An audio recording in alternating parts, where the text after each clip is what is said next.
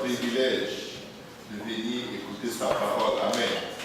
Est-ce qu'il y a quelqu'un qui est venu avec une soif de la part de Dieu?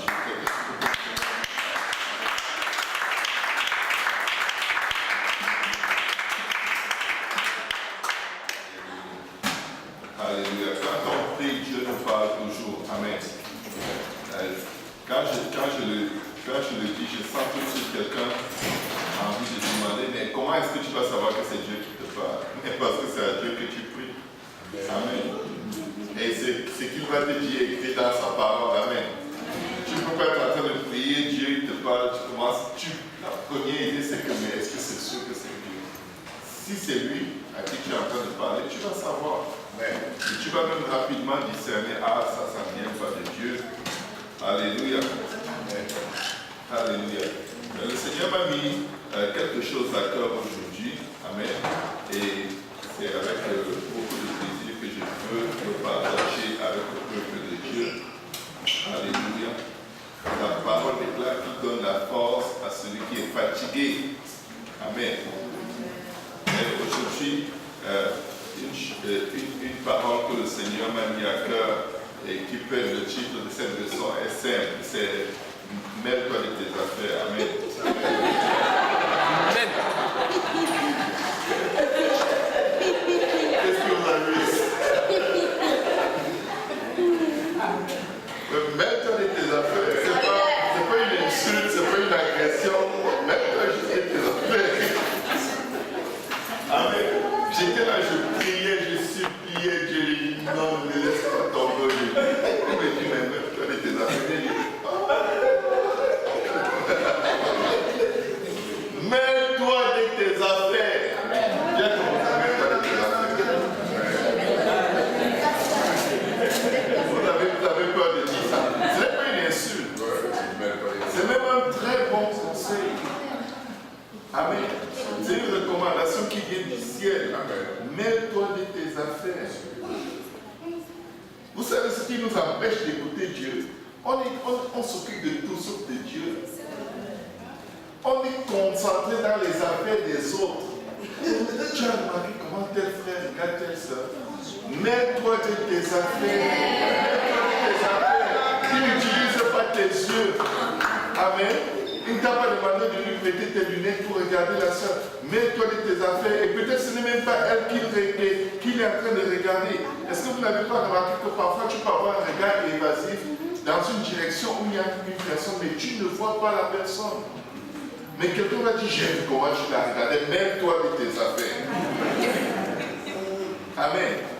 Je peux regarder dans une direction, mais il serait difficile de dire avec certitude ce que je suis en train de regarder.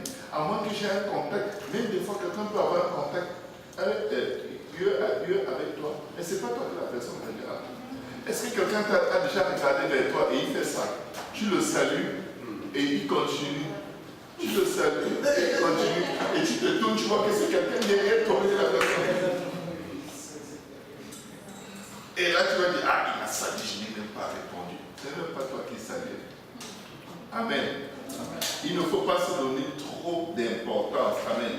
La Bible nous demande de ne pas avoir une très grande opinion de nous-mêmes. Amen. Nous sommes petits. Amen. Peu importe à quel endroit nous sommes dans le Seigneur, la parole de Dieu nous fait remarquer que c'est Dieu qui est tout et quelque chose. Nous ne sommes rien. Amen. Et même si Dieu t'utilise puissamment, la parole de Dieu déclare, après avoir fait toutes ces choses, considérez-vous comme des serviteurs inutiles. Amen. Donc, aujourd'hui, on va apprendre comment se mêler de nos affaires. Amen. Amen. C'est-à-dire, ne pas nous mêler de ce qui ne nous regarde pas. Amen. Amen. Amen. Est-ce qu'on peut aller dans le livre de... je vais vous dire le passage que le Seigneur m'a donné tout à l'heure. Je vais aller dans ma Bible. 2 Chroniques, chapitre 35, du verset 20 au verset 25. Alléluia. Dis à ton voisin, mets-toi de tes affaires. Toi de tes affaires. Amen. Je sais que quand il y a des gens à qui si tu dis mets-toi de tes affaires, ils vont te bouder. vas les revirer vers la prédication d'hier. Amen. Amen, amen, amen. Donc si quelqu'un te dit, mets-toi avec tes affaires, ne boude pas. Amen. Amen.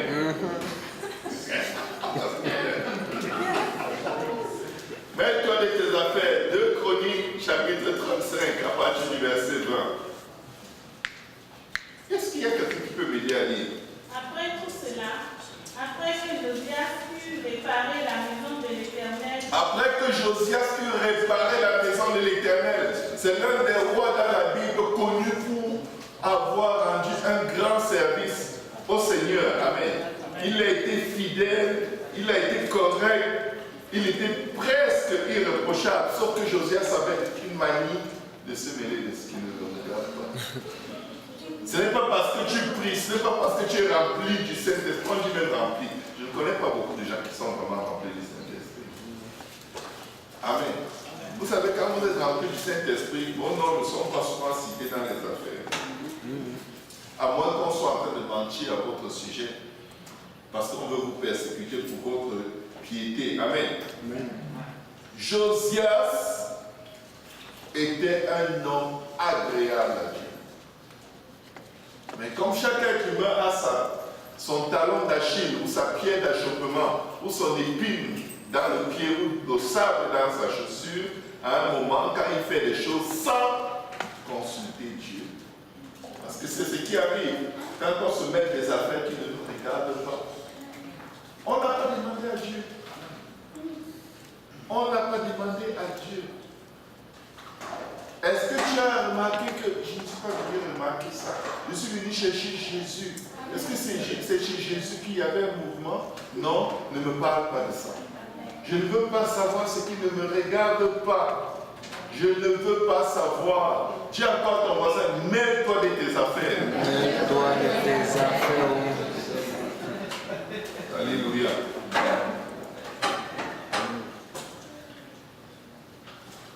Juste pour vous dire, comme je le dis toujours, priez pour moi. Ça c'est une chose. De 2, je ne vous vise pas. Mais si ça vous parle, je vous vise. Amen. Amen. Mais je peux faire exprès. Amen. Je vous vise sans faire exprès. Amen. Mais ce n'est pas des balles perdues parce que Dieu veut te parler. Amen. De peur qu'en te mêlant des affaires qui ne te regardent pas, que ça te tue. Oh, c'est qu'on ne sait pas ce que ça tue. Ça tue. J'ai déjà remarqué parmi les enfants, quand quelqu'un se mêle des affaires qu'il ne regarde pas et qu'il vient dénoncer l'affaire aux parents, ce n'est pas ce qui s'est passé. Il prend l'affaire selon son angle dramatique, son angle le plus pimenté possible. Et quand il raconte, le parent sort là enragé. Et si ce parent n'a pas la sagesse de demander au qu'est-ce qui s'est vraiment passé, il va commencer à crier, lancer des imprécations, des menaces, prendre la ceinture, utiliser la brutalité. Et après on dit, mais non, ce n'est pas ça. Ce n'est pas ce qui s'est passé. La personne que tu es en train de punir n'a même rien à voir. Et l'autre a dit, non, c'est parce que quand j'ai entendu telle chose, je croyais que... Tu viens rapporter quelque chose que tu croyais selon un bout que tu as entendu. Est-ce que tu connais comment l'histoire a commencé? Est-ce que tu sais quels sont les tenants et les aboutissants dans cette affaire? As-tu écouté toutes les versions avant d'émettre ton opinion? Mets-toi de tes affaires. Mets-toi de tes affaires. Mets-toi de tes affaires. Amen. Si tu es quelqu'un dont on parle trop, c'est peut-être parce que toi aussi tu parles trop de gens.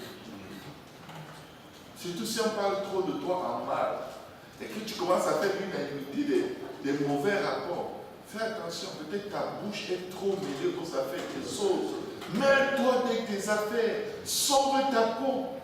Bats-toi pour un minimum de réputation. Se mêler des affaires des autres tue. Les affaires dont tu peux te mêler, c'est Jésus et les âmes. Voilà 2 affaires, tu peux toujours parler des âmes. Tu ne vas jamais te fatiguer. Tu peux dire quelle stratégie on te mettre sur pied pour évangéliser tout Montréal-Nord, ou Montréal-Est, ou peu importe. Quelle stratégie peut-on mettre pour gagner tous les gens qui passent devant l'église ici tous les jours? Qu'est-ce qu'on peut faire?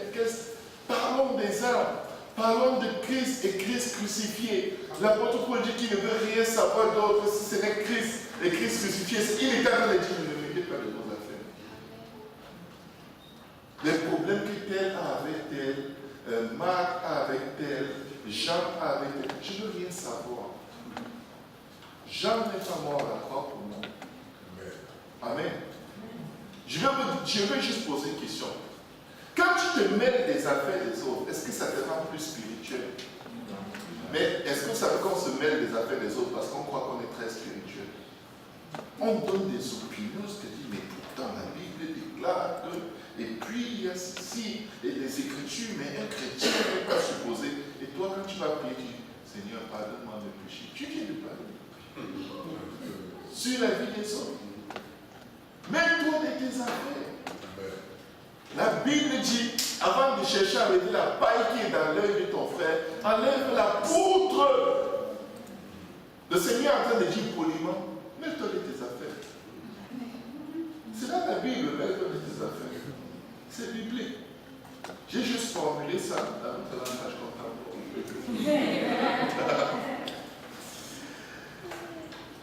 Retournons à 2 Corinthiens 35. Quelqu'un peut continuer la lecture. Reprenez à partir du verset 20. Après tout cela, après que Josias eut réparé la maison de l'Éternel, Néco, roi d'Égypte, monta pour combattre à Carchemish sur l'Euphrate. Josias marcha à sa rencontre. Et Néco lui envoya des messagers pour dire, qu'y a-t-il entre moi et toi, roi de Juda? Ce n'est pas comme toi que je viens aujourd'hui. C'est contre une maison avec laquelle je suis en guerre. Écoutez bien. Tu es un bon serviteur de Dieu, ou une bonne servante. Tu fais bien tout dans la maison de Dieu. Tu apprends que tel frère a un problème avec quelqu'un de dehors. Te voilà, tu vas te placer devant. Hey, ce n'est pas Dieu qui t'a envoyé. C'est le diable qui t'a attiré. Comme tu veux être le centre de tout, comme tu es la star, la Bible dit que tout excès nuit. Être juste à l'excès nuit. Être mauvais à l'excès nuit. Tout excès nuit. Il aurait dû rester dans sa limite. Je m'occupe des affaires de mon Père, de mon Dieu, point final. Cette guerre n'était pas une guerre de l'Éternel. Regardez ce qui se passe. Il va se mêler d'une guerre entre deux rois. Amen. Et aucun des deux ne servait Dieu. Un jour, quelqu'un demande au Seigneur Jésus, dis à mon frère de partager l'héritage avec moi. Jésus lui demande, qui m'a établi pour venir faire le partage d'héritage? Les chrétiens sont mêlés dans les affaires d'héritage de leur famille, jusqu'à faire les assises, jusqu'à être le plus spirituel qui va dire qu'est-ce qu'il faut faire, qu'est-ce qu'il ne faut pas faire. Et tout le monde t'écoute.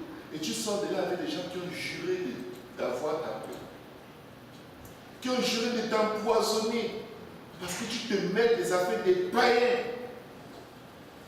Tu veux être le juge. Il ne marche pas dans la lumière, il marche dans les ténèbres.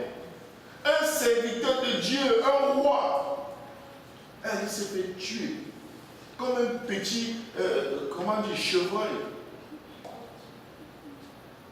Juste parce qu'il est sorti du cadre des choses qui le regardaient.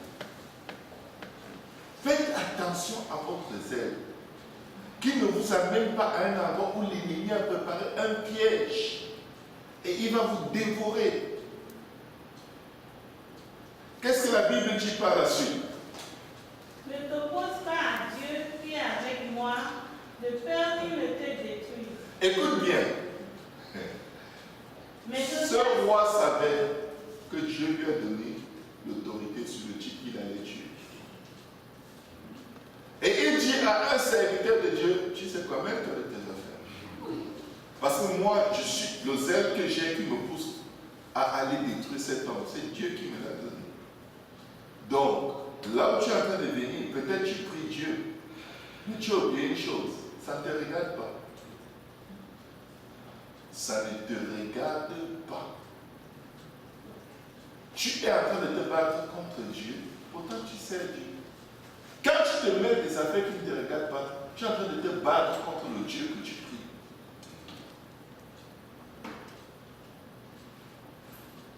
Alléluia. Ouais. Tu vois deux frères dans la maison de Dieu. Ils étaient amis, passionnés.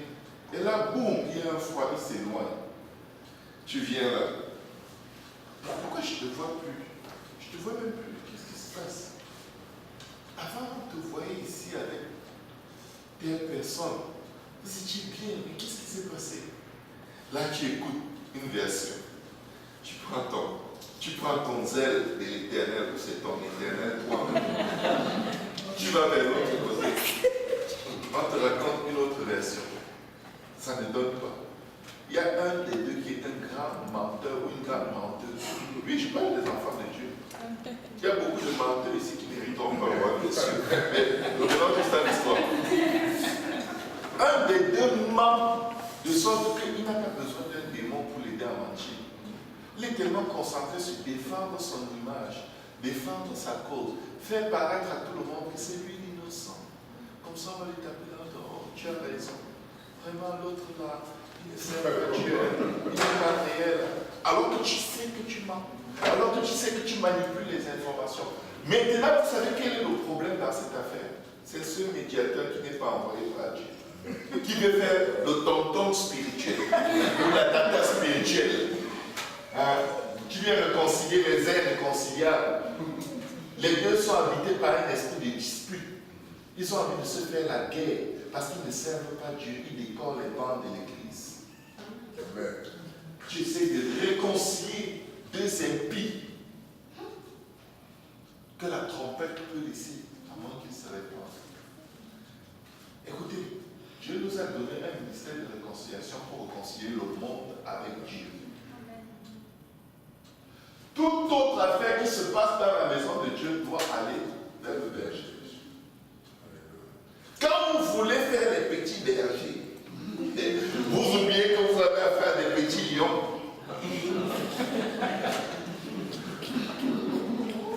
Des fois, c'est Satan qui est dans le cœur de la personne qui est accroché à un problème. Tu viens là, l'esprit de l'Éternel est sur moi. Je vais les aider. Dieu me parle. Dieu m'a montré qu'il y a trop de problèmes ici. Je vais les régler. Le démon aime ça. Sans supervision, sans rendre les comptes au berger, tu t'en vas. Tu essaies de les réconcilier pour tirer un trophée et venir au pasteur. Oh, il y a quelqu'un qui se disputait, mais je leur ai parlé. Le Seigneur m'a mis à cœur de leur dire ceci, et maintenant ils sont en paix. Le problème, c'est que chaque fois que ce processus est enclenché, ça n'aboutit jamais. En cours de route, on a 3 personnes qui sont dans les problèmes. Sans compter que le conseiller qui n'est pas mandaté et qui essaie de régler ce problème, il a aussi ses amis à qui il parle de ce problème. Vous voyez comment les histoires commencent à s'étaler. Et ses amis en discutent avec lui et ensemble, pour se mettre d'accord, ils examinent une tierce personne pour voir si son intervention était bonne. Et avant qu'on se rende compte qu'il y a la moitié de l'assemblée qui est mêlée à des affaires qui n'ont ni technique que personne ne comprend. Et on ne sait même plus comment ça a commencé. Alors que quelqu'un aurait pu dire juste au début, mets-toi de tes affaires. Ce serait fini. Ce n'est plus une insulte. Même s'il va bouder, c'est-à-dire invoquer Satan dans sa vie, pour donner sa vie à Satan. Parce que c'est ça bouder. Ce n'est plus ton problème. Amen. Des fois, tu vas être mêlé à des affaires qui ne te regardent pas. Parce que quelqu'un est venu te voir avec son affaire. Et je dis et je recommande toujours, va voir le berger. Et s'il n'est pas là, attends qu'il soit là. Parce que le berger a un supérieur qui s'appelle Jésus. Tu es allé voir Jésus, il t'a dit quoi? Ou tu veux absolument passer ton amertume à quelqu'un. Tu veux absolument qu'on te défende. Donc il faut que tu déverses ton amertume sur quelqu'un pour que la personne soit amère avec toi. Vous devenez des coéquipiers de l'amertume contre une personne qui n'a même pas eu l'occasion de s'exprimer. Vous jugez et vous condamnez quelqu'un qui n'a pas eu l'occasion de défendre sa position. C'est ce que la Bible appelle les racines d'amertume qui peuvent se propager et détruire plusieurs.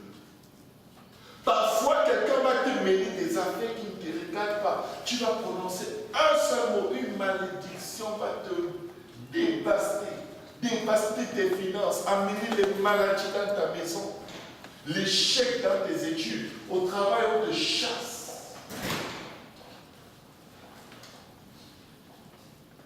Oh oui, parce que quelqu'un est venu mettre le sable qu'il y avait dans sa chaussure, il a pris une quantité, il a mis dans ta chaussure, et tu peux marcher, ça te blesse.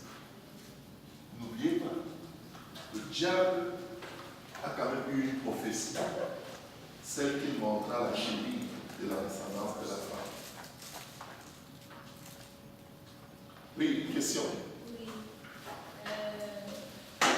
On demande que signifie exactement confesser donc vos péchés les uns aux autres. Est-ce simuler les affaires des autres? C'est quoi exactement? Alléluia. Il y en a qui veulent être des prêtres. Attends, j'arrive.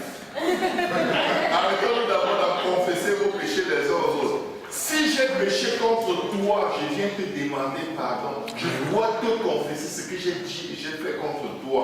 Je te promets, si je le fais, c'est difficile que Satan me séduise à fort contre toi. Amen. Amen. Alléluia. Amen. Les affaires des petits confessionnels, c'est justement ça. Il confesse à toi et il te dit ne dis à personne. Le problème, c'est que son sang est désormais sur toi. Si ce péché domine sur cette personne, il la détruit. Tu n'es pas son berger. C'était quoi l'autre vie? L'autre, c'est si tu vois ton frère ou ta soeur abattu, c'est quand même normal d'aller vers la personne pour demander ce qui ne va pas. Je n'ai aucune référence biblique pour valider cela. Mais j'ai une référence biblique qui dit si tu vois ton frère qui pêche d'un péché qui ne conduit pas à la mort, va vers lui et parle-lui. Tu n'as pas vu le péché. Là, tu as juste vu son attitude. Encourage-le dans le Seigneur, mais ne va pas fouiller. Parce qu'il y a des boudeurs qui ont toujours une tête. Tu vas consulter un boudeur, pourquoi tu as l'air abattu? Parce qu'il ne fait pas ce qui est bien. Dieu a dit à Caïn, si tu fais ce qui est bien, tu lèveras la tête. Quelqu'un qui a un visage abattu n'est pas en train de faire ce qui est bien. Il est en train de garder une rancune à quelqu'un dans son cœur. Je ne dis pas qu'il n'est pas victime de quelque chose, mais le problème c'est qu'il n'est pas en train de passer son test.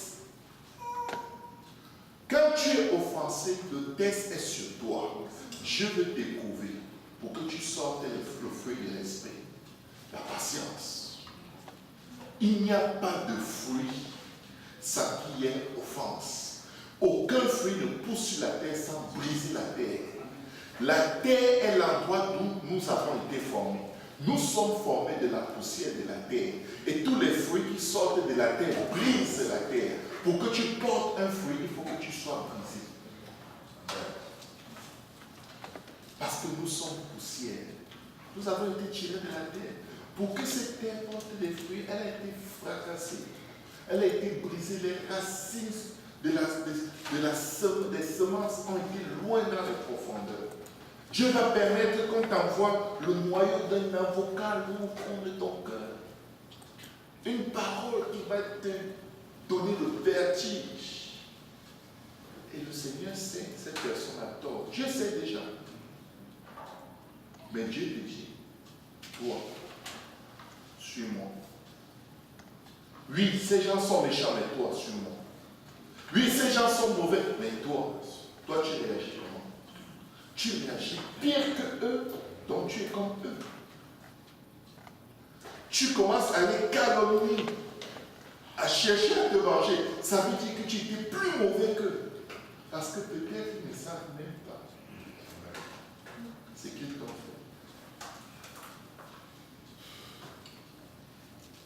Vrai ou faux? Vous savez que ça c'est la plateforme pour réagir, pour dire non, je ne suis pas d'accord, et me donner le verset biblique.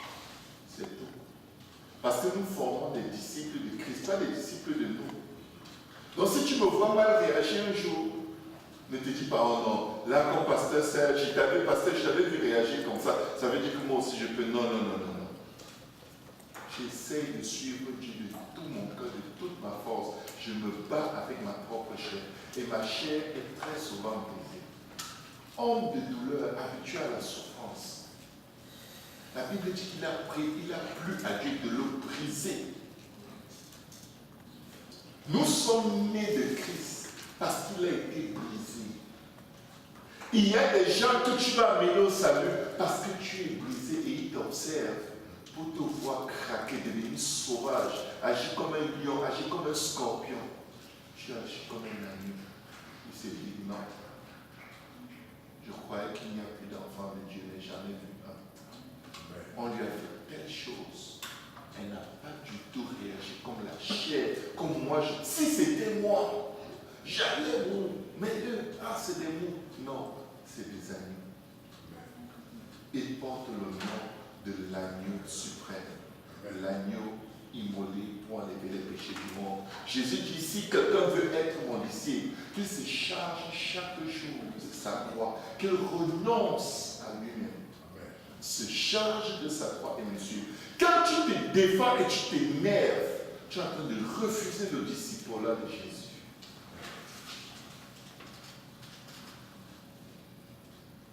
Quand tu es irrité, tu refuses le disciple-là. Le premier homme dans la Bible dit qu'il était irrité. Dieu lui a demandé pourquoi es-tu irrité et pourquoi baisses-tu la tête? Voici, si tu agis bien, c'est-à-dire si tu acceptes d'être mon disciple, si tu fais ce que j'attends de toi, tu lèveras la tête. Et il a ajouté, jusqu'au cas où tu es aveugle, le péché est touché à ta porte et ses désirs se portent vers toi. Ça veut dire dans les minutes qui suivent, tu auras une inspiration satanique. Ton système de pensée va être démoniaque. Parce que Satan veut que tu portes ses fruits. Et après, si tu ne te soumets pas vite à Dieu, tu ouvres la bouche, on a l'impression que c'est le dragon qui est en train de parler. Oh, moi je n'aime pas ça. Moi, il y a plein de choses en tant que personne n'aime. Même pas Dieu.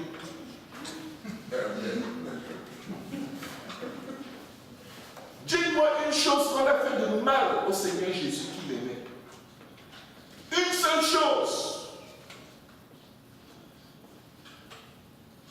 J'avais un droit. Je prends cette question, on va accélérer. Oui, vas-y. Que dire alors du verset qui dit si ton frère a péché, va et reprends-le entre toi et lui seul. S'il te coûte, tu as gagné. Oui. Si ton frère a péché, moi je suppose que c'est contre toi. Ok? Moi je suppose que c'est contre toi. Parce que tu ne peux pas faire la police dans la vie des gens. Et je vais te dire, ne va pas voir ton frère sans avoir prié. Et je vais te dire, souvent tu vas prier, Dieu va te dire, ne lui parle pas. Tu pries, Dieu dit, ne mets pas le doigt. Là-bas, il y a un bon atomique qui est préparé. Dieu va te dire, ça c'est l'expression d'un péché plus profond que ce que vous voyez. Son vrai péché est ailleurs. Toi qui penses que tu devrais courir vers les gens, oh, j'ai vu tel vrai péché. Allez, j'arrive. Imagine-toi, pour chacun de tes péchés, que les gens viennent te voir. Tu vas dire, oh, ne vous approchez pas. Allez. Parce que tu as plus de péchés qu'il y a des gens dans l'église. C'est bien de citer ça sur les autres. Applique ça un peu sur toi. Tu vas comprendre que non, ce n'est pas l'image que j'ai. C'est certainement pas ce que Dieu me demande de faire. Avant de prendre la prochaine question. Finis un peu de lire le texte, s'il te plaît, ma soeur. Mais Josias ne se détourna point de lui. Le type lui dit, c'est Dieu qui m'a mis à cœur d'aller le détruire cet ennemi. Josias dit, tu passeras sur mon corps avant de le toucher. Continue. Et il se déguisa pour l'attaquer, sans écouter les paroles de l'écho qui venaient de la bouche de Dieu. Écoutez, non seulement Josias refuse de se mettre à l'écart, mais pour qu'on ne le voit pas et qu'on ne sache pas que c'est lui qui a intervenu, il se déguise. Comme les gens qui veulent régler les problèmes entre les gens, mais qui font des citations. On m'a dit que mais je ne dois pas dire le nom. On cite des sources sans nom, alors que c'est toi qui es en train de dire. Tu dis qu'on t'a dit, tu es en train de mentir. Même déguisé, le malheur la frappe. Lis la suite. Il s'avança pour combattre la vallée de Megiddo. La vallée de Megiddo. Déjà le nom là, devrait vous donner des frissons. Vous voyez qu'il s'en va se battre à l'endroit où il y aura la bataille de l'Armageddon. Hein? Vous vous mêlez des Armageddon de gens. Ça va être détruit. Là-bas, tout le monde meurt. Vas-y. Les archers tirèrent sur le roi Josias, et le roi dit à ses serviteurs, emportez-moi car je suis gravement blessé. Ses serviteurs l'emportèrent du char, le mirent dans un second char qui était à lui et l'amenèrent à Jérusalem. Il mourut et fut enterré dans le sépulcre de ses pères. Tout Juda et Jérusalem pleuraient Josias. Écoutez bien. Quand on lit 2 Rois, chapitre 23, à partir du verset 25, écoutez ce que Josias était. Avant Josias, il n'y eut point de roi qui, comme lui, revint à l'Éternel de tout son cœur, de toute son âme et de toute sa force, selon toute la loi de Moïse. Et après lui, il n'en a point paru de semblable. Comment tu peux être donné à Dieu de tout ton cœur, de toute ton âme, jusqu'à ce que Dieu le dise? Au point où quand Dieu te regarde, il sait, voici, this is my man, this is my girl. Mais tu réussis quand même à te mêler de ce qui ne te regarde pas, au point de te faire tuer. Mon peuple périt par manque de connaissance. Si Josias, la Bible ne dit pas que Josias a consulté l'Éternel avant d'aller se mêler de ce qu'il ne le regarde pas. Si tu vois ton frère qui a péché, va et parle-lui. Parle d'abord à Dieu. Parle d'abord à Dieu, sauve ta peau. Peut-être c'est le jugement de Dieu qui est en train de tomber sur lui. Et tu vas te mêler de ce qu'il ne te regarde pas. Alléluia. Amen. Tu as ton voisin.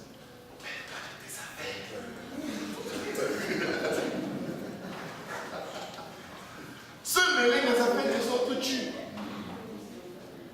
Alléluia. Quand tu te mêles des affaires des autres, tu n'es pas plus spirituel. Tu deviens comme les Allemands disent, doom, c'est-à-dire bête. C'est sur les bêtes quand tu avais les flèches. Je suis chasseur et je sais de quoi je parle. Alléluia. Il est monté dans une guerre qui ne lui appartient pas. Généralement, les problèmes que vous voyez, c'est des guerres spirituelles. Entre le bien et le mal. Ou alors entre le mal et le mal pour gagner le territoire. Tu vois des guerres entre les sœurs. Parce que, oh, avant tu étais ma meilleure amie, maintenant tu es devenue la meilleure amie de l'autre. Vous croyez que vous êtes où? Allez chez vous. On est venu chercher le salut, vous êtes venu chercher les clubs d'amitié. Un frère perd moi le temps.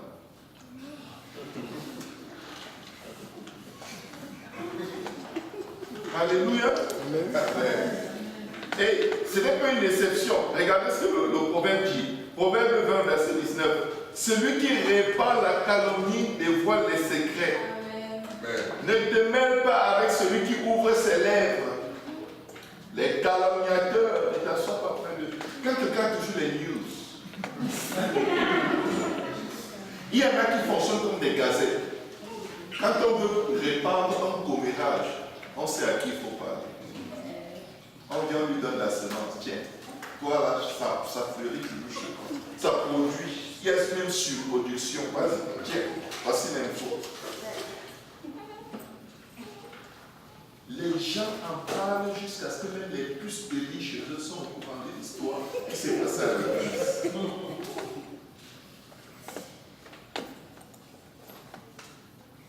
Est-ce que vous savez que ce n'est pas nouveau? Est-ce que vous savez que les disciples étaient comme ça?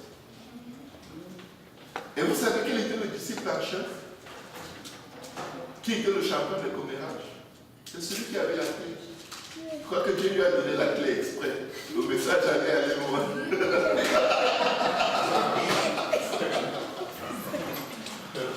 Écoutez, l'attitude que vous avez à propager les nouvelles jusqu'aux extrémités de la terre, jusqu'à ce qu'on puisse de lits, jusqu'aux araignées de vos toilettes et de vos salles de bain, c'est pour prêcher l'évangile. Mais si votre langue n'est pas sous le contrôle du Saint-Esprit, vous allez plutôt propager des fake news, des fausses nouvelles, des mensonges. Il y a un grand fake news dans la Bible, propagé par Pierre. Oh, Pierre le premier. Un des premiers. Les autres étaient aussi bons. Regardons dans les Écritures. Ce qui est bien avec la Bible, c'est que tout est dedans. Allons dans les évangiles. Évangile de Jean. Pierre a fait un fake news sur Jean. Il s'est mêlé des affaires qui ne le regardaient pas au point où le Seigneur lui a dit, Pierre, arrête. Regardez. Après qu'il fut... quelqu'un m'a dit à lire Jean 21, verset 15 à 24. Jean 21, verset 15 à 24. Après qu'ils eurent mangé, Jésus dit à Simon-Pierre, Simon, fils de Jonas, m'aimes-tu plus que nous-mêmes ceci? Il lui répondit, oui Seigneur, tu sais que je t'aime. Jésus lui dit, paie mes agneaux. Il lui dit une seconde fois, Simon, fils de Jonas, m'aimes-tu? Pierre lui répondit, oui Seigneur, tu sais que je t'aime. Jésus lui dit, paie mes agneaux.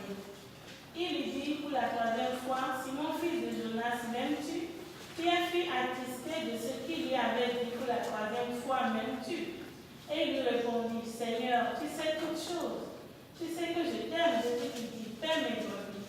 En vérité, je te le dis, quand tu étais plus jeune, tu te saignais toi-même et tu allais où tu voulais. Attends un instant, ma soeur. Regardez, ici là, le Seigneur ne parle qu'à Pierre. Il ne fait qu'insister sur l'amour que Pierre a pour lui. Il ne fait qu'insister, revenir dessus. Il est revenu là-dessus 3 fois. Pourquoi? Parce que Pierre avait régné 3 fois. Il a questionné son amour. Il allait essayer de mettre une semence profonde dans Pierre. Pierre, ça marche seulement avec l'amour. Pierre, ça marche seulement avec l'amour. Pour que tu ne recommences pas ce que tu as fait, il va falloir que tu m'aimes. Pas que tu me suives seulement, mais que tu m'aimes vraiment, vraiment, plus que tout ceci. Sinon, tu risques de faire pire. Le péché que tu fais va toujours revenir jusqu'à ce que tu aimes Dieu plus que tout ce qui t'entoure. Attendez, je vais vous expliquer un peu plus. Pour que tu arrêtes d'avoir des crises de colère, il va falloir que tu sois la personne la plus patiente dans ton entourage. Sinon, tu auras toujours des crises. Et vous savez comment est-ce que le diable convainc les gens et les gens ne changent pas? Et lui, il faut aussi lui parler. C'est toujours lui qui m'attaque. Je l'appelle. Mais pasteur, tu me parles toujours à moi seul. Et va aussi leur parler. J'entends des gens en train de prier. Seigneur, vraiment, je ne peux plus. Il faut que tu les changes. Je dis, mais non, tu ne peux pas me dire que tu es en train de prier. Tu demandes à Dieu de changer les gens avec qui tu as des problèmes. Mais non, mets-toi dans tes affaires. C'est toi qui es blessé. C'est toi qui es irrité. Tu as un problème d'irritation. Tu as un problème d'hypersensibilité. Tu es comme un homme qui n'a pas de peau. Il n'y a que les nerfs partout. ce qu'on touche sur toi, ça t'énerve. Tu es hyper allergique.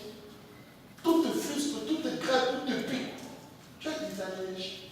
Quand quelqu'un a des allergies, il dit pas Seigneur, change le climat. Seigneur, non. Il prend des anti-allergènes. Et sa situation s'arrange. Parce qu'il se mêle de son état de santé. Écoutez, c'est élémentaire. Quand tu as le palu, tu ne demandes pas à Dieu de tuer tous les moustiques. Amen. Les moustiques font partie de l'écosystème. Amen. Alléluia. Amen. Quand les araignées entrent dans ta maison, tu enlèves les araignées de ta maison. Tu n'entres pas dans un combat spirituel. Esprit d'araignée. Toi qui es ici au Québec, je te chasse. Non, tu prends le balai, tu nettoies, tu fais la propreté. Il n'y aura plus d'araignées. Tu restes chez toi avec ton affaire. Tu n'en parles à personne. Mais si on te surprend avec un produit que tu as fabriqué et tu te balades de maison en maison dans le quartier pour détruire toutes les araignées, on va te mettre en prison. Règle les araignées qui sont chez toi. Peut-être certaines autres, leur animal domestique, c'est les araignées. Tu as le nid des dieux. Même toi de tes affaires, c'est toi qui as un problème. C'est toi qui as un problème. Ici, dans ce passage que nous venons de lire, le Seigneur ne fait que parler à Pierre. Il essaie de recadrer Pierre. Pierre, c'est à toi que je pose. Est-ce que tu m'aimes? Est-ce que tu m'aimes? Pierre a répondu ce que j'ai. C'est quoi cette question? Est-ce que je ne comprends plus les mots? Il faut que je réponde en chinois. Quelle est la parole qu'il a de vouloir me faire? Dis la suite, ma soeur. En vérité, je te le dis. Quand tu étais plus jeune, tu te saignais toi-même et tu allais où tu voulais. Écoutez bien. Ensuite. Mais quand tu seras vieux, tu étendras tes mains et un autre te saignera et te mènera où tu ne voudras pas. Est-ce que vous savez que Dieu est en train de lui donner des éléments importants dans sa vie? Le Seigneur lui dit, quand tu seras vieux. Vous savez pourquoi quand on a mis Pierre en prison, il dormait? Dans le livre des Actes, quand on a arrêté Pierre, il était en prison, il dormait profondément. Et l'ange est venu endormir les gardes, le prendre, faire traverser les barreaux de la prison sans ouvrir la porte. Pourquoi Pierre dormait? Parce que Jésus lui avait dit, tu vas vieillir. Donc tant qu'il était jeune, il savait, je ne veux pas mourir. Arrêtez-moi, faites tout ce que vous voulez, je ne peux pas mourir. Jésus m'a déjà dit, quand tu seras vieux, fini. Il était à un endroit où on allait le condamner à mort et il dormait en paix. Vous, si on vous dit que vous êtes condamné à mort, vous allez tout faire pour survivre. Qu'est-ce qu'ils arrivent? C'est quoi ce problème? Mais non. Parce que Jésus était en train de mettre une semence dans sa vie pour le rassurer par rapport à tous les événements qui allaient suivre. Lis la suite, ma soeur. Il dit cela pour indiquer par quelle mort Pierre glorifierait Dieu. Jésus lui avait dit cela pour lui dire par quelle mort il allait glorifier Dieu. Donc toute autre formule de mort qui allait arriver sur le chemin de sa vie, ce n'était pas son problème. Ce n'est pas encore comme ça. Je ne suis pas encore vieux. On ne m'a pas encore saint. On ne m'a pas. Non. Donc c'est correct. Vous pouvez m'arrêter. Quelque chose va se passer. Dis ma soeur. Et ayant ainsi parlé, il lui dit, suis-moi. Et ayant ainsi parlé, il lui dit quoi? Suis-moi. Dis à ton voisin, suis le Seigneur. C'est-à-dire quoi? Pourquoi est-ce que Dieu te demande, te dit des choses qui n'ont pas l'air d'être pertinentes, qui n'ont même pas l'air de faire du sens, qui n'ont pas l'air d'être...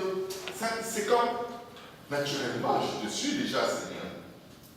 Mais non, le Seigneur lui dit, suis-moi parce que Pierre passait le temps à regarder aux autres. Vous allez voir dans la suite, lis la suite. Pierre s'étant retourné dit venir après eux le disciple que Jésus aimait. Pierre s'étant retourné dit venir après eux le disciple que aimait. Écoute Pierre. Lis ma soeur. Celui qui, pendant le souper, s'était penché sur la poitrine de Jésus et avait dit, Seigneur, qui est celui qui te livre? En le voyant, Pierre dit à Jésus, et celui-ci, Seigneur, tu lui arriveras-t-il? Voilà.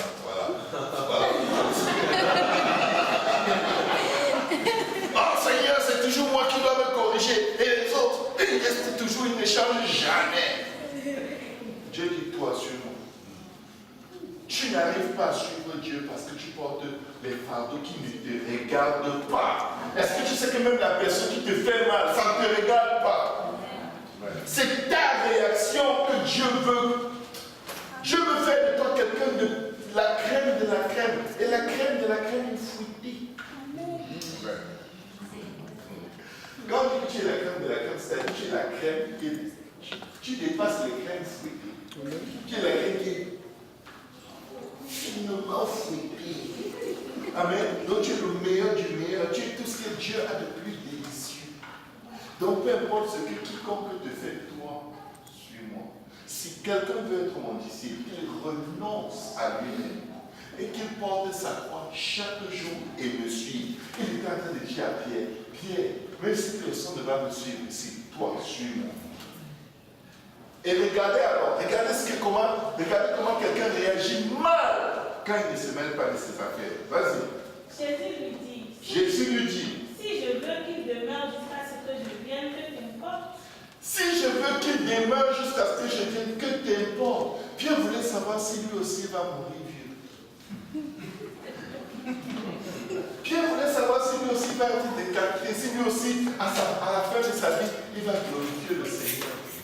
Jésus lui dit, même si je veux qu'il vive pour toujours, puisqu'il venait de dire à Pierre comment Pierre va mourir, il dit, même si je veux qu'il vive, c'est quoi ton problème?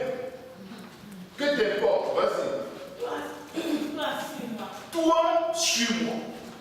Que t'importe si la personne avec qui tu as des problèmes tout le temps ne change pas? Toi, suis Jésus. Que t'importe si ton mari ne change pas? Toi, suis Jésus. Si tes enfants ne changent pas? Toi, suis Jésus. Si ta femme ne change pas? Toi, suis Jésus. Si ton prochain avec qui tu te chicanes tout le temps ne change pas? Toi, mets-toi de tes affaires. Et regardez comment Pierre a réagi. Regarde, écoutez bien. Écoutez très attentivement. Pierre n'a pas été content que le Seigneur dise ça. Et là, Pierre a sorti le premier fake news dans les évangiles. Vas-y. Là-dessus, le bruit courut parmi les frères que ses disciples ne mourraient point. Là-dessus, Seigneur, il ne va pas mourir. Lui, il est éternel. Voilà, on va mourir. On va nous décapiter. Bravo. Ce sont eux les heureux. Toujours protégés par Dieu. Mauvais vieux, laid, attaché, ceinture, coupé. Lui, même, voilà. Voilà. Un mensonge. Lis ce que la Bible dit. Cependant, Jésus n'avait pas dit à Pierre qu'il ne mourrait point. Mais si je veux qu'il demeure jusqu'à ce que je vienne, que t'importe. Au vrai, Jésus n'a jamais dit qu'il ne va pas mourir. Mais que t'importe ce que Dieu pense de quelqu'un? Qu'est-ce que tu en fais? Ça ne te fait pas plus prier. Ça ne te fait pas plus jeûner. Ça ne te fait pas plus évangéliser. Ça ne te fait pas plus aimer ton prochain. Ça ne te fait pas plus pardonner à ceux qui t'offendent. Ça ne te rend meilleur à rien. Mais tu es accroché aux affaires qui ne te regardent pas. Mets-toi de tes affaires.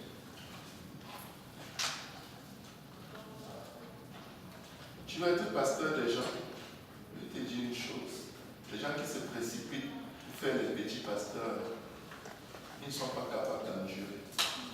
La patience que ça demande et l'amour qu'il faut produire pour perdre les brebis du Seigneur. Ils vont venir là-dedans, essayer de gérer ça avec leurs opinions, au lieu de se mêler de leurs affaires. Souvent tu prêches l'évangile. à quelqu'un, et la personne te dit, mais tu dis qu'il faut naître doué d'esprit, il faut être baptisé. Il faut absolument être baptisé. Moi, je ne crois pas. Et quand tu insistes, la personne te dit, et le brigand à la croix. Tu sais ce que tu dois lui dire? Mets-toi avec tes affaires. Tu es brigand, tu es à la croix. Hein? D'autres te disent, et ceux-là qui sont sur leur lit d'hôpital, et quand ils veulent déjà mourir, tu es sur le lit d'hôpital. Tu es déjà en train de mourir. Mets-toi de tes affaires. Parce que quand tu ne te mets pas de tes affaires, tu passes à côté de l'évangile. Tu passes à côté des vérités bibliques. Tu te détruis toi-même. Dès que tu te compares à quelqu'un, c'est fini. Tu vas régler un conflit dans un couple. Le mari t'écoute. Il t'écoute. Il dit, pasteur, je reconnais que ce que tu dis est dans la Bible, c'est vrai. Mais il faut que tu parles à ma femme. Mais non! Ce n'est pas ta femme ton problème. Ton problème, c'est que tu n'arrives pas à suivre Jésus. Tu as fait de ta femme un autre Dieu qui te donne d'autres instructions. Ou alors ton mari, il faut aussi lui parler. Parce que tant qu'il ne change pas, je ne peux pas le faire tout seul. Tu ne peux pas marcher, tu ne peux pas suivre Jésus tout seul pour ton âme. Ça te prend une deuxième personne pour suivre Jésus, pour que toi tu réussisses à suivre Jésus. Mais non, c'est à toi que Dieu parle. C'est pour toi qu'il est mort à la croix. Écoutez, Jésus est mort à la croix pour nous sauver individuellement. Amen. C'est pourquoi tu n'es pas délivré des mêmes choses dont j'ai été délivré. Parce qu'on est différents. On n'a pas les mêmes problèmes. On n'a pas les mêmes expériences. On n'a pas la même vie. Même mari et femme n'ont pas la même vie. Ils n'ont pas les mêmes perceptions. C'est pourquoi ils sont complémentaires. Parce qu'ils sont différents. Ils ressentent les choses différemment. Ils pensent différemment. Ils vivent différemment. Donc quand Dieu te demande de faire quelque chose, ne demande pas à Dieu de pousser les autres à le faire.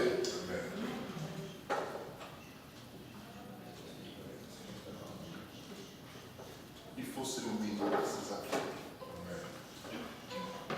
Dieu te dit, donne ta dîme. Tu commences à parler en parabole aux frères et frères. La dîme là, c'est Dieu. Hein? Parce que tu cherches quelqu'un qui va te dire, ah, moi aussi j'ai des difficultés à donner. Pour que tu dises, ouf, je ne suis pas seul.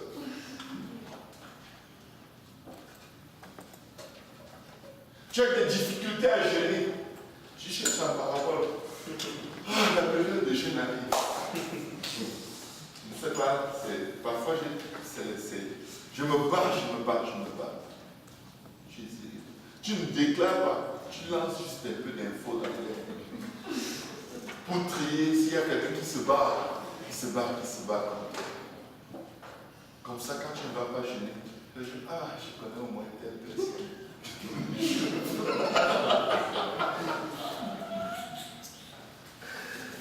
Tu es encore seul devant le jugement.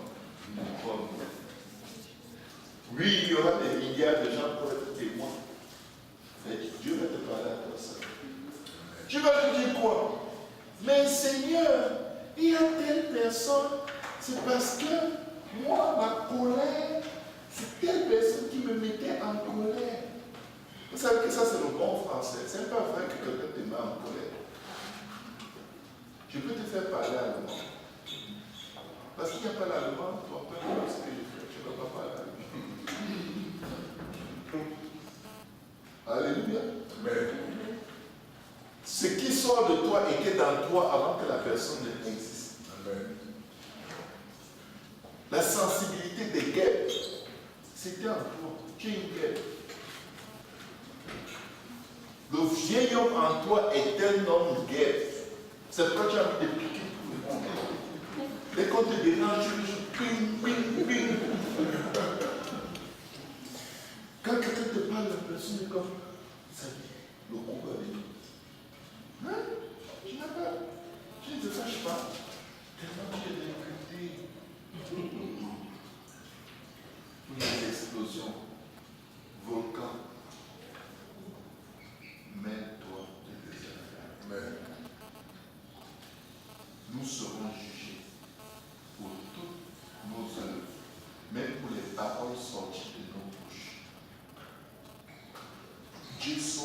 jusqu'au cœur, nos pensées, nos rêves, il sait.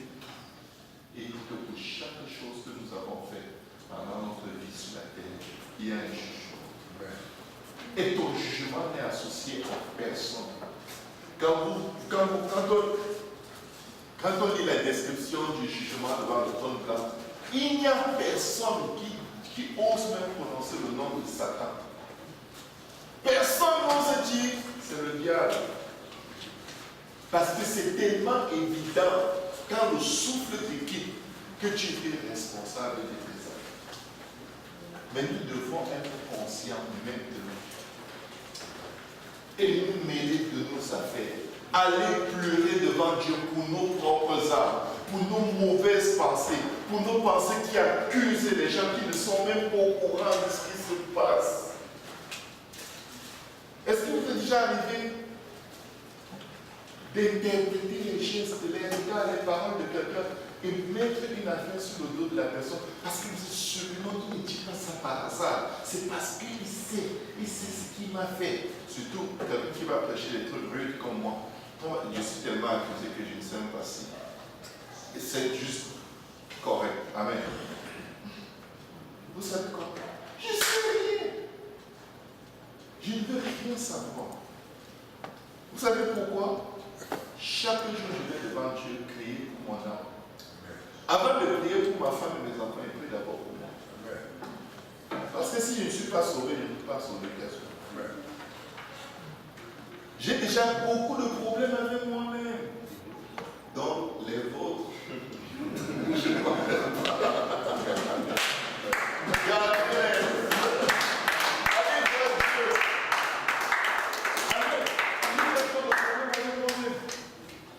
moi, je dois me battre. On va se battre pour survivre. Le royaume des cieux est forcé, seules les violences en enfant. Oh, le pasteur dit ça. Tu as vu qu'il a dit quelque chose, il m'a regardé. Mais bien sûr, tu dois te regarder, tu es devant moi. Comment tu as su que je t'ai regardé? Tu me regardais comme ça.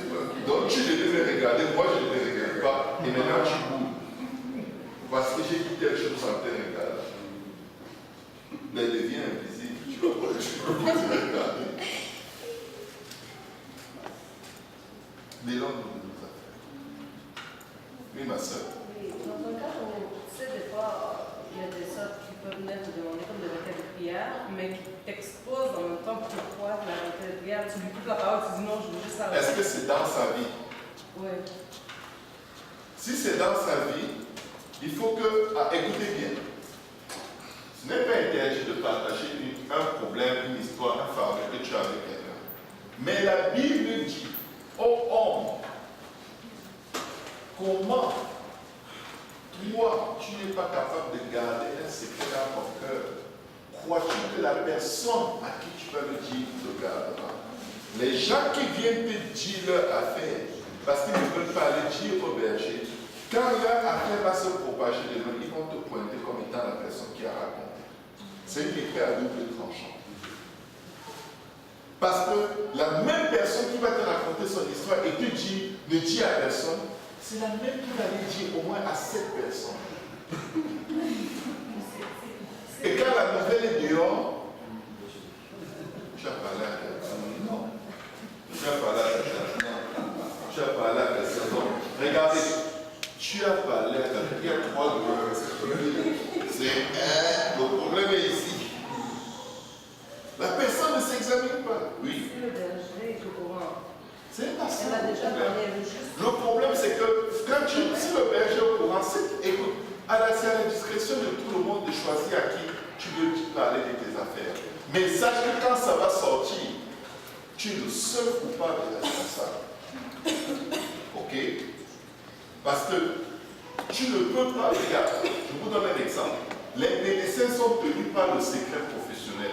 Aucun médecin n'est supposé parler de ta situation avec quelqu'un d'autre qu'un autre médecin en consultation. Et même il n'est pas supposé donner ton nom, même si c'est un autre médecin. Il doit dire patient X. Ok?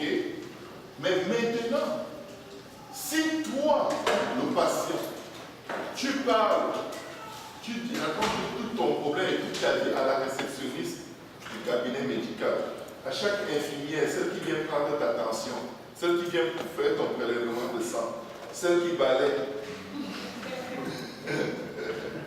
Je te garantis que tout Montréal connaîtra ton histoire. Et tu vas dire, je suis allé chez tel médecin, il a raconté ma vie.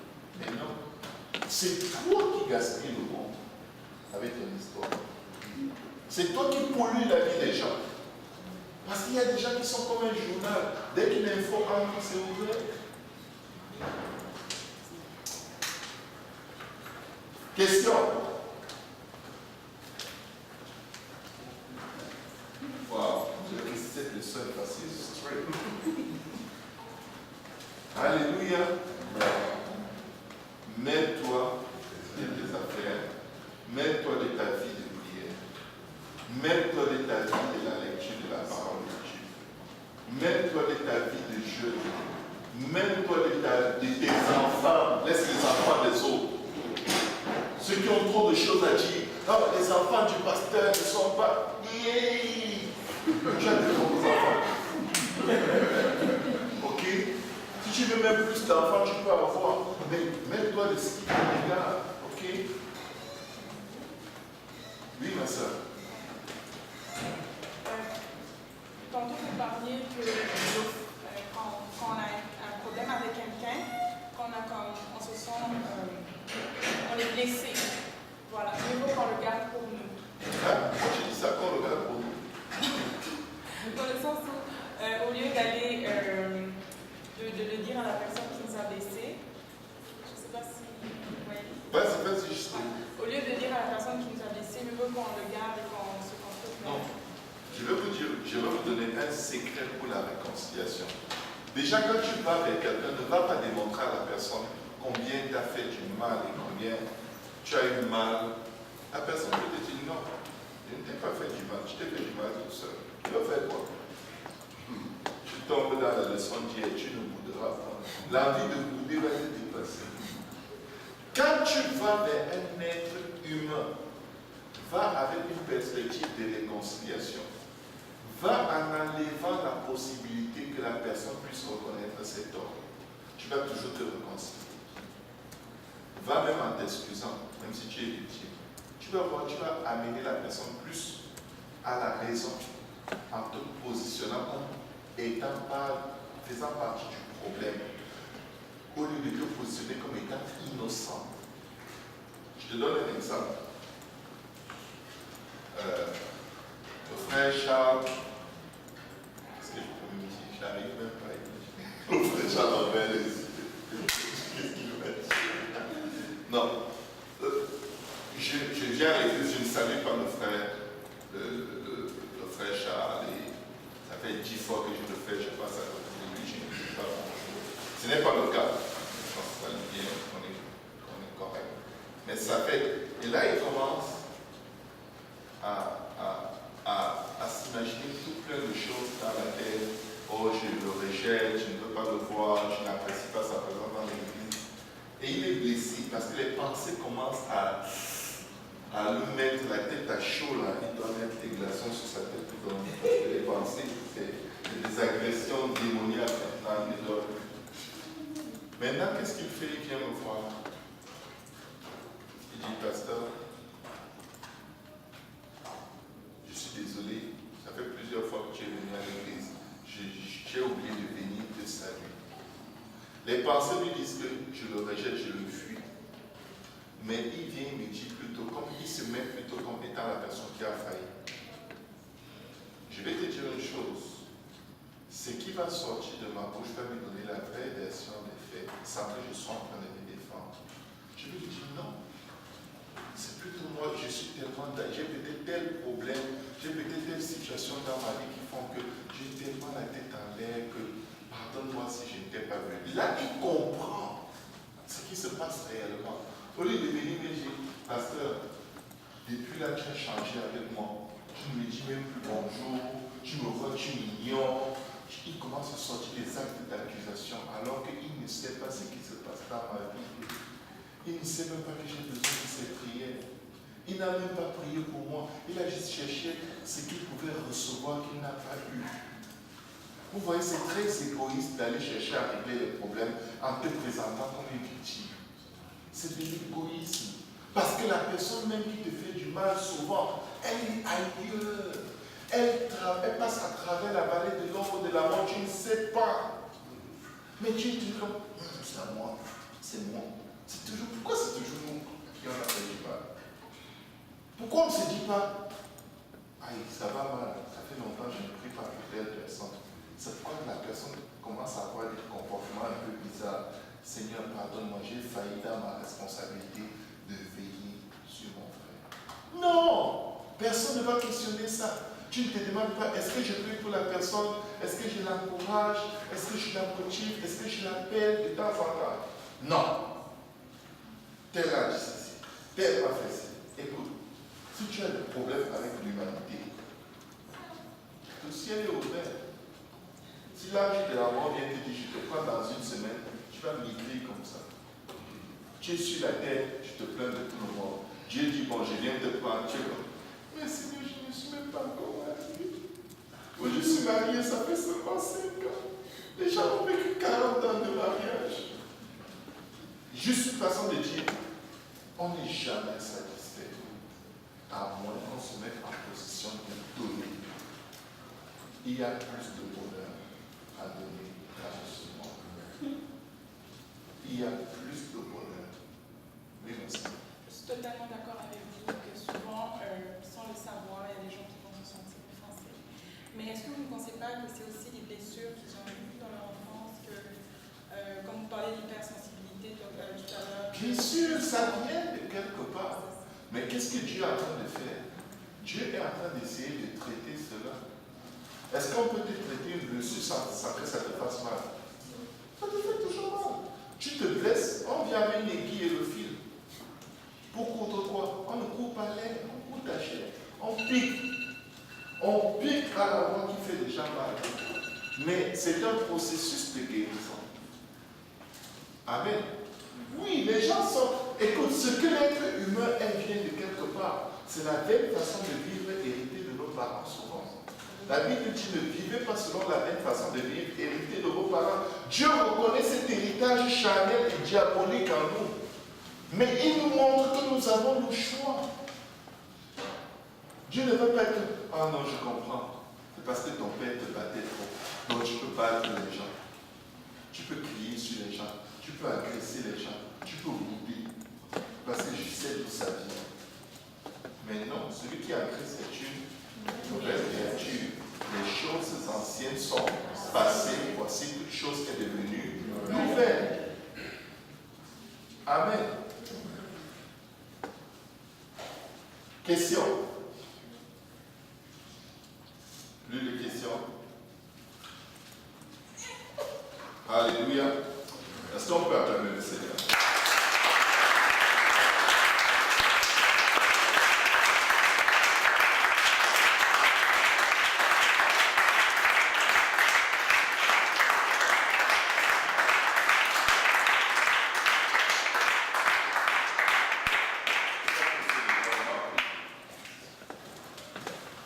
Que Dieu nous aide. Que Dieu nous aide. Il y a plusieurs histoires dans la Bible qui montrent des scènes où des rois, des hommes de Dieu, des gens approuvés par Dieu, se sont mêlés des affaires qui ne les regardaient pas et qui les ont détruites. Et dans le Nouveau Testament, la Bible dit, si vous souffrez, souffrez pour Christ, mais ne souffrez pas comme vous ayant comme des gens qui se sont mêlés, paraphraser. Ne souffrez pas parce que vous vous êtes mêlés des affaires qui ne vous regardaient pas. C'est dans le Nouveau Testament, je ne me souviens plus où c'est écrit dans un des épîtres. On peut souffrir pour rien, gratuit. Parce que les gens parlent et on veut aussi avoir notre opinion. Oui, pour paraître une personne qui sait, qui comprend, qui sait, qui a la sagesse. Sagesse pour l'homme, folie pour Dieu. se mêlent de leurs affaires sont les meilleurs intercesseurs. Parce que Dieu leur présente les affaires des autres. Et ils vont dans le lieu secret et ils aident à avancer le royaume de Dieu. Gens à qui Dieu ne peut pas confier quelque chose, ils vont toujours vouloir montrer qu'ils sont au courant et qu'ils connaissent tous les faits et qu'ils ont la meilleure analyse. Et ils vont vouloir en parler sans citer les sources, sans dire qui leur a dit. Mais il faut juste se mêler de nos affaires. Alléluia. Il faut juste qu'on se mêle de nos affaires. Et on va y arriver avec l'aide de Dieu. Si nous le désirons de tout notre cœur. Élevons nos voix et prions.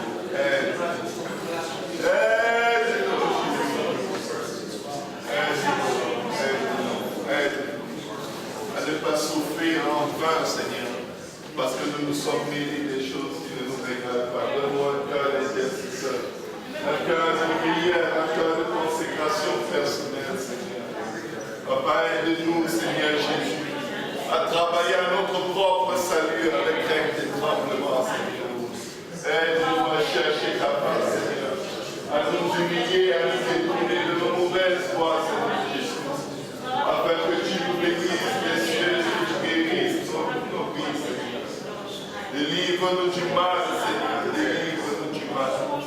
Délivre-nous du mal et aide-nous à sanctifier ton Saint-Nom. Nous avons, Seigneur Jésus, foulé aux pieds devant des gens qui ne te connaissent même pas, Seigneur. Fais-nous grâce pour la gloire de ton nom, Papa.